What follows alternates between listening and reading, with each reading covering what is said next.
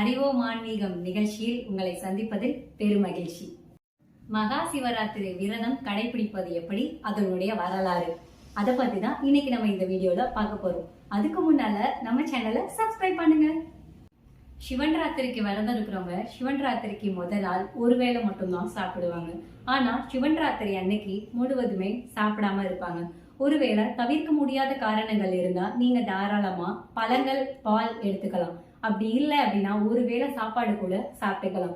வெறும் விரதம் இருக்கிறது மட்டுமே பலன் கிடையாது. நீங்க முழுவதும் சிவனோட சிந்தனையில இருக்கணும், அப்பதான் உங்களுக்கு பலன். சிவன் ராத்திரி அன்னைக்கு எனக்கு மந்திரம் தெரியாது, அவங்க எல்லாம் நிறைய பாட்டு பாடுறாங்களே, அச்சோ எனக்கு எதுவும் தெரியலையே அப்படின்னலாம் நீங்க கவலைப்படணும்னு எந்த அவசியமும் இல்லை. நம்ம தாராளமா மனசுக்குள்ள ஓம் நம சிவாய, ஓம் நம சிவாயன்னு நம்மளால எத்தனை தடவை சொல்ல முடியுமோ அத்தனை தடவை சிவனை உருகி உருகி கூப்பிட்டாலே சிவன் நமக்கு கேட்டதையெல்லாம் தருவாரு. சிவன் ராத்திரி அன்னைக்கு எல்லா சிவன் ஆலயங்களையும் 4 வேளை பூஜை நடக்கும். அந்த 4 வேளை பூஜைகளையும் நம்ம கலந்துக்கிட்டாலும் இல்ல அந்த கோயில் ஓரத்துல எங்கேயாவது உட்காந்து நம்ம ஓம் நம சிவாயன்னு பிரார்த்தனை பண்ணிட்டு இருந்தாலும் நம்ம வேண்டினதெல்லாம் நமக்கு நடக்கும். சிவன் ராத்திரி அன்னைக்கு நம்ம ஏன் விரதம் இருக்கோம், நம்ம ஏன் சாப்பிடாம இருக்கோம், நம்ம ஏன் தூங்காம இருக்கோம் அப்படின்னு உங்க நிறைய பேருக்கு ஒரு கொஸ்டின் இருக்கும். அது எதுக்காக அப்படின்னா, அன்னைக்கு நம்ம சாப்பிடாம பசி அடக்கி தூங்காம நம்ம இரவின் இடத்துல இருக்கும் போது நமக்குள்ள இருக்கிற காமம், கோபம், பொறாமை இதெல்லாம் விலகி நமக்கு ஒரு நல்ல மனநிலையை அளிக்கும்.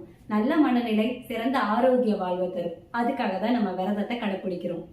கோயிலுக்கு போக முடியாதவா யாரும் கவலைப்படாதீங்க. நம்ம ஆத்திலேயே உட்கார்ந்துட்டு சிவபெருமான மனசுக்குள்ள நினைச்சுட்டு நம்ம அவளுக்கு என்னெல்லாம் பண்ணணும்னு ஆசைப்படுறோமோ அதெல்லாம் நம்ம கற்பனையில் அவளுக்கு பால் அபிஷேகம், நெய் அபிஷேகம், இப்படி எல்லா அபிஷேகத்தையும் நம்ம கண் முன்னாடி மனசை ஒருநிலைப்படுத்தி கொண்டு வந்தோம் அப்படின்னா அவர் மனசு குளிர்ந்து நம்ம கேட்ட வரத்தெல்லாம் நமக்கு அளிப்பார். சிவன் ராத்திரி விரதத்தை நம்ம கடைபிடிச்சோம் அப்படின்னா அஸ்வமேத யாகம் செய்த பலன் நமக்கு கிடைக்குமா? மகாபாரதம் சாந்தி பருவத்துல சிவன் ராத்திரியோட மகிமை பத்தி சொல்லப்பட்டிருக்கு. அது மட்டும் இல்ல, அம்பு படுக்கையில் இருந்த பீஷ்மர் கூட மகா சிவராத்திரியோட விரதத்தை பத்தி பாண்டவர்களுக்கு எடுத்து சொல்லியிருக்காரு.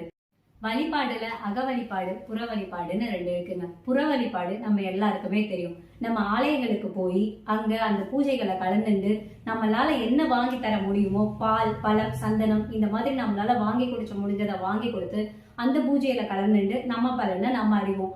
கண்டிப்பா நான் சொன்ன இந்த தகவல் உங்க எல்லாருக்கும் பயனுள்ளதா இருக்கும்னு நான் நம்புறேன்.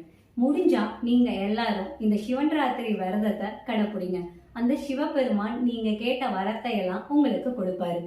மீண்டும் வேறொரு தலைப்புல அறிவோம் ஆன்மீகம் நிகழ்ச்சியில உங்களை சந்திக்கிறேன். நன்றி.